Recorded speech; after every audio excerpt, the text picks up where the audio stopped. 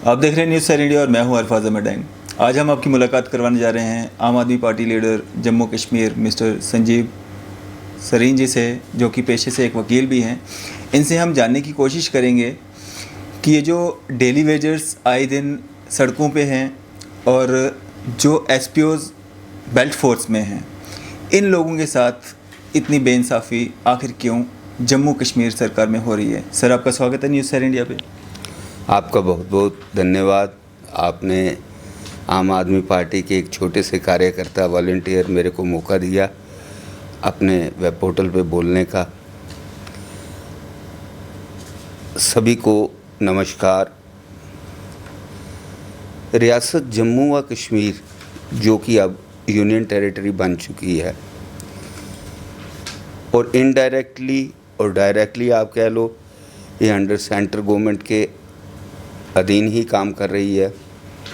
इसके साथ आज दिन तक जब से धारा 370 को हटाया गया है, 35A को हटाया गया है, जितने वायदे किए गए, मेरे ख्याल से एक भी वादा सेंट्रल गवर्नमेंट ने, यूटी गवर्नमेंट ने नहीं पूरा किया। जहाँ तक आपका प्रश्न है कि डेली वेजर्स का, सबसे पहले तो मैं आम आदमी पार्टी का एक नुमाइंदा हूँ, तो आम आदमी पार्टी के बिहाफ से ही बताएं कि दिल्ली जो कि एक यूनियन टेरिटरी है और हमारी जम्मू कश्मीर रियासत को भी अब डी ग्रेड करके यूटी बना के बहुत सुहाने ख्वाब दिखाए गए थे, लेकिन दिल्ली में आज दिन भी डेली वेजर्स की मिनिमम इनकम पूरे हिंदुस्तान में सबसे ज़्यादा है। वहाँ पे एडहाकिज़म का कल्चर को काफ़ी हद तक ख़त्म कर दिया गया है। इवन टीचिंग डिपार्टमेंट में वहाँ पे भी जो हर साल नए नए कंट्रैक्चुअल अपॉइंटमेंट्स होते थे, जब से आम आदमी पार्टी की सरकार अरविंद केजरीवाल जी के नेतृत्व में बनी है, तब से एक भी टीचर को जिसकी परफॉर्मेंस अच्छी थी, चाहे वो कॉन्ट्रैक्चुअल था, उसको बाहर नहीं निकाला गया।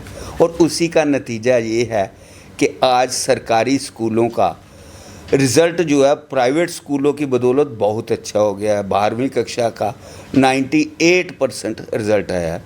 उसी तरह आपकी बात पे आते हुए मैं आपको बता रहा हूँ कि हमारी रियासत में डेली वेजर्स जिन्होंने अपनी ज़िंदगी का कीमती जवानी का समय सरकारी व्यवस्था को दुरुस्त करने के लिए दिया, आज वो दर बदर की ठोकरें खाने के लिए हर जगह भटक रहे हैं। सबसे बड़ी परेशानी ये है कि यूनियन टेरिटरी में जाएं तो जाएं किसके पास, सुनवाई ही नहीं है। आगे पिछले गवर्नर साहब थे सत्यपाल मलिक जी, उन्होंने कुछ हद तक ऐसा किया था कि एडवाइज़र्स जो थे ग्रीवियंसेस ले लेते थे, सुन लेते थे। कैनाल रोड में भी सुनते थे, श्रीनगर में भी सुनते थे, कैनाल रोड गेस्ट हाउस में भी। तो कुछ लोगों को थोड़ी सी रिलीफ मिलती थी, कम हो ज़्यादा हो। लेकिन जब से ये सरकार यूनियन टेरिटरी की बनी है, पब्लिक की ग्रीवियंसेस दिन ब दिन बढ़ती जा रही हैं। एसपीओज़ को इतना ज़्यादा एक किस्म का उनकी लाइफ भी जो मिज़रेबल बन गई है। एक मीगर सैलरी पे वो काम कर रहे हैं।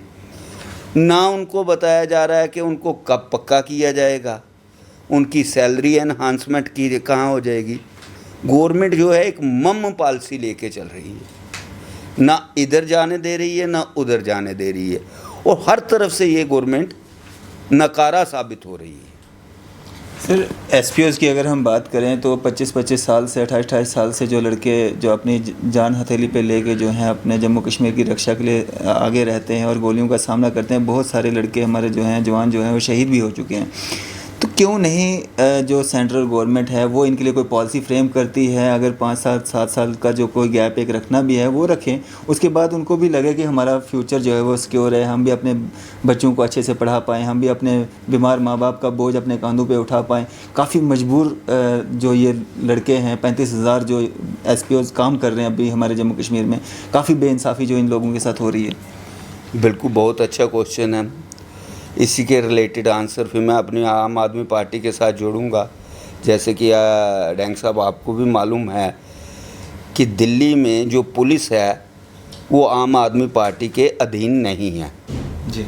फौज भी आम आदमी पार्टी के अधीन नहीं है, लेकिन बावजूद उसके अरविंद केजरीवाल साहब ने एक ऐसा पूरी हिंदुस्तान को कंसेप्ट दिया है कि चाहे दिल्ली पुलिस का, चाहे दिल्ली की फायर ब्रिगेड का, चाहे कोई फ़ौज का जो कि दिल्ली को बिलोंग करता हो, शख्स किसी तरह से भी मार्टिरडम करता है तो उसके परिवार को एक सम्मान राशि के रूप में 1 करोड़ रुपया दिया जाता है। आज भी पूरे हिंदुस्तान में कहीं पे भी इतनी बड़ी राशि नहीं दी जाती। ये उस वक्त है जब आम आदमी पार्टी के पास ना पुलिस है, आर्मी का तो वैसे ही सेंट्रल गवर्नमेंट के अंडर रहना है, लेकिन इस सम्मान राशि से ये हो जाता है उस परिवार को एक संभलने का थोड़ा सा मौका मिल जाता है, और बाकी पूरे हिंदुस्तान की जनता में भी जाता है कि सरकारें हमारे साथ है, कल को ऐसा हो तो। वहीं अगर रियासत में देखा जाए, आपका कहना बिल्कुल जायज़ है कि बहुत से एसपीओस अपने प्राण भी गवा चुके हैं देश की सेवा की खातिर, उनकी फैमिलीज भी दर बदर हैं। इनके बारे में भी जैसे मैंने आपको पहले जवाब दिया कि गवर्नमेंट की कोई क्लियर कट पॉलिसीज़ नहीं है। पहले तो ये होता था कि ट्रायल बेसिस पे 3 साल 5 साल या 7 साल के लिए लिया जाता था कि जो एसपीओस गवर्नमेंट के अकॉर्डिंगली काम करेंगे, डिसिप्लिनरी फोर्स के तहत काम करेंगे, ठीक काम करेंगे, उनको परमानेंट कर दिया जाता था, और जो नहीं काबिल हों तो उनको पहले ही बाहर का रास्ता दिखा दिया जाता था। आप बिल्कुल ठीक कह रहे हैं, जिस आदमी ने या औरत ने 25-30 साल अपनी ज़िंदगी के ऑलरेडी सर्विस में दे दिए हैं, आज भी वो परमानेंट नहीं हुआ, और इससे ज़्यादा उससे क्रूर मजाक क्या होगा। मैं तो गवर्नमेंट से ये मांग करता हूँ, रादर मैं 2 हाथ जोड़ के निवेदन करता हूँ कि इन एसपीओस के परिवारों के साथ ऐसे ना खेलें।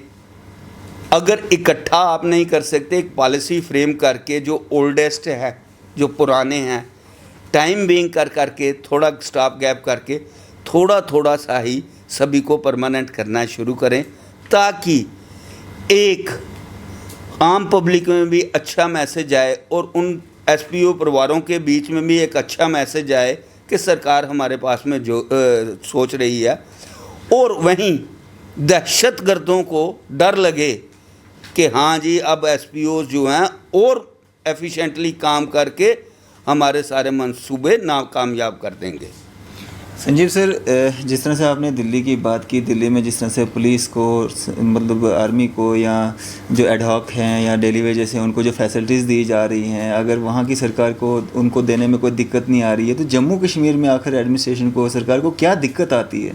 क्यों फंड्स की इन गरीब लोगों के लिए कमी पड़ जाती है? अरविंद केजरीवाल सरकार का एक ही नारा है कि करप्शन नहीं करनी है। हर प्रॉब्लम की जड़ करप्शन है। अगर ये हमारे सियासतदान और टॉप पोस्ट पे बैठे हुए ब्यूरोक्रेट रिश्वत ना खाएं, ईमानदारी से काम करें, तो ना पैसे की कमी है, ना किसी और चीज़ की कमी है। अभी आपने ताज़ा ही 2-3 दिन पहले ही सुना होगा, बिहार में एक 260 करोड़ की लागत से बनाया हुआ पुल, जो कि वहाँ के चीफ मिनिस्टर साहब ने 1 महीना पहले ही इनाग्रेट किया, 1 महीने के बाद भी वो कोलैप्स कर जाता है। ये सुशासन बाबू की एक आपने एग्ज़ाम्पल देखी। उसी तरह आप जम्मू कश्मीर के इतिहास में देख लीजिए, ये कुछ समय पहले एक सर्वे हुआ था जिसमें बिहार के बाद दूसरा नंबर J&K स्टेट को दिया था मोस्ट करप्ट स्टेट के मुताबिक जी। मेरे ख्याल में अब वो रिकॉर्ड भी टूट चुका होगा, क्योंकि अब इसको पहले नंबर पे रखना चाहिए, क्योंकि मेरे को वाहिद भी एक भी शख्स रियासत जम्मू व कश्मीर या अब यूनियन टेरिटरी कह लीजिए, गवर्नमेंट पॉलिसी से सेटिस्फाइड नहीं दिखा।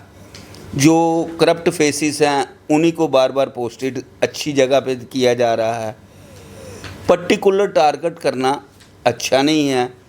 आप मीडिया पर्सन्स हैं, आप सभी के साथ मिलते भी हैं। अभी ताज़ा 2-4 दिन पहले भी एक ज़मीन का स्कैंडल आया है कठुआ का, उसमें भाजपा के पूर्व अध्यक्ष भी इन्वॉल्वमेंट भी आ रही है। अभी उनकी तरफ से बयान नहीं आया। अगर ये नेता करप्शन ना करे तो ना पैसे की कमी है और ना ही किसी और चीज़ की सरकारी, गैर सरकारी या पब्लिक को कमी आएगी। सर सुधार का तरीका क्या है? अब इसको सुधारें कैसे? अब ये तो सदियों से चलता आ रहा है। आप अपना काम ईमानदारी से करते रहें, मैं अपना काम ईमानदारी से करता रहूँगा। और ये जो मूक दर्शक बैठे हुए हैं जनता, इनको भी उठ के अब सड़कों पे आना पड़ेगा। गवर्नमेंट को उनका आईना दिखाना पड़ेगा।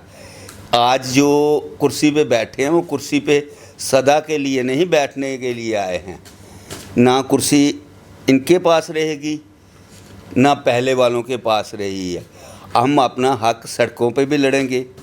अनुरोध तो मैं ये करता हूँ, अगर आप दिल्ली की गवर्नमेंट से सेटिस्फाइड हैं, उनके तरीक़ों से, उनके एजुकेशन रिफॉर्म से, उनके मेडिकल रिफॉर्म से, उनके जनरल बिजली पानी फ्री के रिफॉर्म से, तो आप आइंदा आगे जब अपने मताधिकार का प्रयोग करें तो बहुत सोच समझ कर करें कि हमने किस पार्टी को आगे लाना है। आप ईमानदार, पढ़े लिखे और मेहनती लोगों को आगे लाएं। जनता से भी यही निवेदन है कि उस वक्त कास्ट पॉलिसी या किसी और लालच में वोट अपना ना फेंकें। ये गवर्नमेंटें बदलती रहती हैं ना, इतने 100 साल पुरानी कांग्रेस पार्टी का क्या हशर है, उसी तरह ये आई बीजेपी को अभी सेंट्रल गवर्नमेंट ने 6 साल ही हुए हैं और इसमें त्राहिमाम करवा दिया हर एक का। चुनिंदा एक इनके आईटी सेल्स में पूरा व्हाट्सएप यूनिवर्सिटी चला रखी है और ये उसी में खुश है। आम आजकल की जनता बहुत ज़्यादा जागरूक हो चुकी है। नौजवान पीढ़ी एक एक चीज़ को फॉलो कर रही है। वो अपने मौके का इंतज़ार कर रही हैं और अप्रोप्रिएट मौके पे वो दौड़ा के इन करप्ट पॉलिटिशियंस की जितनी इन्होंने प्रॉपर्टी बना ली है वो छीनना भी जानते हैं, क्योंकि भारत एक प्रोग्रेसिव नेशन है और यहाँ की जनता बहुत जागरूक है। वो जानती है कि यहाँ से हमने अपनी राइट्स को कैसे इनसे छीनना है।